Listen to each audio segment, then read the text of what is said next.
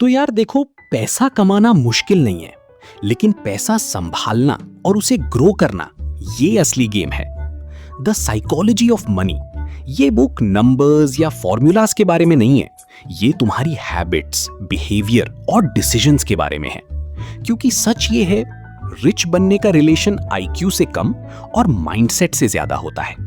तो अगर तुम जेन्युइनली अपने फाइनेंशियल लाइफ को अपग्रेड करना चाहते हो, तो चलो शुरू करते हैं। Chapter 1, no one's crazy.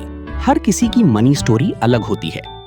देखो, इस चैप्टर का सबसे पावरफुल पॉइंट ये है कि जब पैसे की बात आती है तो कोई भी इंसान रैंडमली या बेवजह डिसीजन नहीं लेता। हर डिसीजन के पीछे उसकी अपनी लाइफ स्टोरी होती है।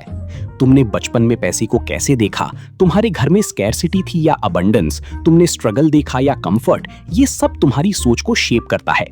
इसीलिए जो डिसीजन तुम्हें गलत लगता है वो किसी दूसरे के लिए परफेक्टली लॉजिकल हो सकता है। प्रॉब्लम तब होती है जब हम दूसरों को जज करते हैं इंस्टेड ऑफ समझने की कोशिश करने के कि वो ऐसा क्यों सोचते हैं। स्मार्ट लोग ब्लाइंडली कॉपी नहीं करते, वो अपनी सिचुएशन के हिसाब से डिसीजंस लेते हैं, क्योंकि फाइनेंस कोई one size fits all game नहीं है। इसे एक एग्जांपल से समझते हैं। मान लो दो लोग हैं, एक ने अपने पेरेंट्स को फाइनेंशियल क्राइसिस में देखा है, इसीलिए वो हर पैसे को सेव कर। Chapter 2, luck and risk. Success सिर्फ मेहनत से नहीं होता। इस चैप्टर में एक अनकंफर्टेबल ट्रूथ बताया गया है कि सक्सेस और फेलियर पूरी तरह तुम्हारे कंट्रोल में नहीं होते।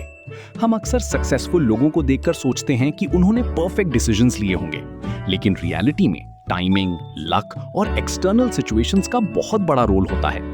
इसी तरह फेलियर का मतलब ये नहीं कि तुम इनकेपेबल हो सकता है तुम गलत टाइम पर सही काम कर रहे थे। इसीलिए मैच्योर माइंडसेट ये समझता है कि ना तो सक्सेस पर ओवर। Chapter 3, never enough. कभी सेटिस्फाइड ना होना डेंजरस है। इस चैप्टर का कोर आइडिया बहुत सिंपल है, लेकिन बहुत लोग इग्नोर करते हैं। अगर तुम्हें इनफ का मतलब नहीं पता तो तुम कभी खुश नहीं रहोगे। बहुत लोग ऑलरेडी फाइनेंशियली सेफ होने के बाद भी अननेसेसरी रिस्क्स लेते हैं, सिर्फ इसलिए क्योंकि उन्हें और चाहिए, कंपैरिजन, ईगो या ग्रीड की वजह से। और यही वो पॉइंट होता है जहां लोग सब कुछ लूज कर देते हैं। रियल इंटेलिजेंस ये है कि तुम समझो कि कब स्टॉप करना है। हर गेम जीतना जरूरी नहीं है, कुछ गेम्स अवॉइड करना ज्यादा स्मार्ट होता है। एग्जाम्पल, एक आदमी ने ऑलरेडी इतना पैसा कमा लिया है कि उसकी लाइफ आराम से चल सकती है, लेकिन वो और ज्यादा कमाने के चक्कर में रिस्की इन्वेस्टमेंट करता है, सिर्फ इसलिए क्योंकि दूसरों के पास ज्यादा है, और एक गलत डिसीजन उसकी सारी वेल्थ खत्म कर देता है। प्रॉब्लम पैसे की नहीं थी, इनफ ना समझने की थी।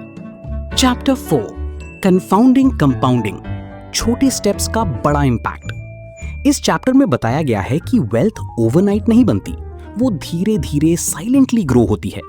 कंपाउंडिंग का मैजिक ये है कि स्मॉल कंसिस्टेंट एफर्ट्स टाइम के साथ ह्यूज रिजल्ट्स देते हैं। लेकिन प्रॉब्लम ये है कि ये शुरुआत में बोरिंग लगता है, इसलिए लोग जल्दी क्विट कर देते हैं। सक्सेसफुल लोग फ्लैशी नहीं होते, वो कंसिस्टेंट होते हैं, वो पेशेंस रखते हैं और टाइम को अपना काम करने देते हैं। इसे ऐसे समझो, अगर तुम हर महीने थोड़े पैसे इन्वेस्ट करते हो और उसे टच नहीं करते, तो शुरुआत में कुछ खास डिफरेंस नहीं दिखेगा, लेकिन 10-15 साल बाद वही इन्वेस्टमेंट ह्यूज अमाउंट बन जाता है।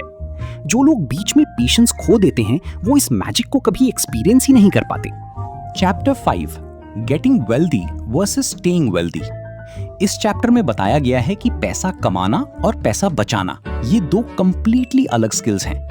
वेल्थ बनाने के लिए तुम्हें बोल्ड होना पड़ता है, रिस्क लेना पड़ता है, लेकिन वेल्थ को सस्टेन करने के लिए डिसिप्लिन, कंट्रोल और ह्यूमिलिटी चाहिए।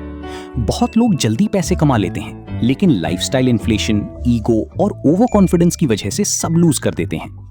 रियल विनर्स वो होते हैं जो लंबे टाइम तक गेम में टिके रहते हैं। एग्जाम्पल, कोई क्रिएटर या बिजनेसमैन जल्दी सक्सेस पा लेता है और पैसा आने लगता है, फिर वो लग्जरी लाइफ शुरू कर देता है, एक्सपेंसिव चीजें, अननेसेसरी खर्च। कुछ साल बाद इनकम स्लो होती है और सेविंग्स ना होने की वजह से वो स्ट्रगल करने लगता है। यही डिफरेंस है, earning versus sustaining. Chapter 6, tails you win. हर बार जीतना जरूरी नहीं, बस कुछ बार सही होना जरूरी है। इस चैप्टर में एक बहुत अंडररेटेड ट्रूथ बताया गया है सक्सेस का मतलब ये नहीं है कि तुम हर बार सही डिसीजन लो। रियलिटी ये है कि ज्यादातर सक्सेसफुल लोगों की लाइफ में भी फेलियर्स ज्यादा होते हैं और विंस कम। लेकिन फर्क ये है कि उनके कुछ विंस इतने बड़े होते हैं कि वो सारे लॉसेस कवर कर देते हैं। इसे टेल्स कॉन्सेप्ट कहते हैं, यानी कुछ रेयर इवेंट्स ही पूरी गेम बदल देते हैं। इसलिए परफेक्शन के पीछे भागना बेकार है। अगर तुम हर डिसीजन परफेक्ट लेने की कोशिश करोगे तो तुम एक्शन ही नहीं लोगे। स्मार्ट लोग ये एक्सेप्ट करते हैं कि फेलियर्स नॉर्मल हैं और वो मल्टीपल अटेम्प्ट्स करते रहते हैं जब तक कोई बड़ा विन नहीं मिल जाता। यही माइंडसेट लॉन्ग टर्म सक्सेस बनाता है।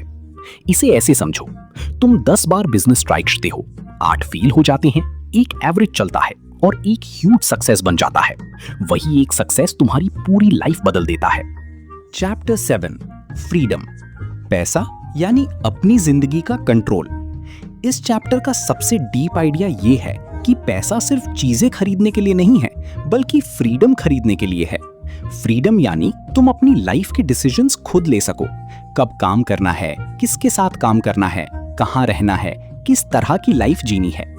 बहुत लोग हाई सैलरी के पीछे भागते हैं, लेकिन वो इतना बिजी और स्ट्रेस्ड हो जाते हैं कि उनके पास अपनी लाइफ जीने का टाइम ही नहीं बचता।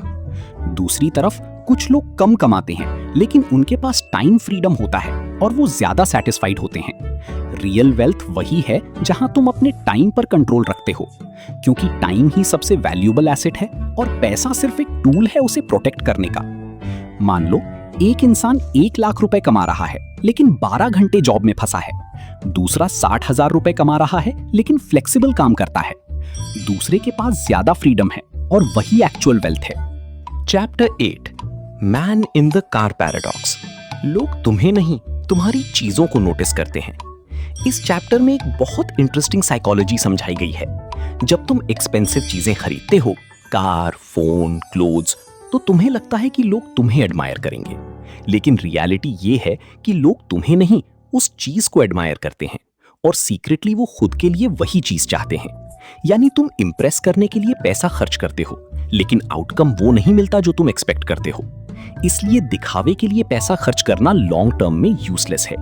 रियल रिस्पेक्ट स्किल्स, बिहेवियर और पर्सनालिटी से आता है, ना कि मटेरियल चीजों से।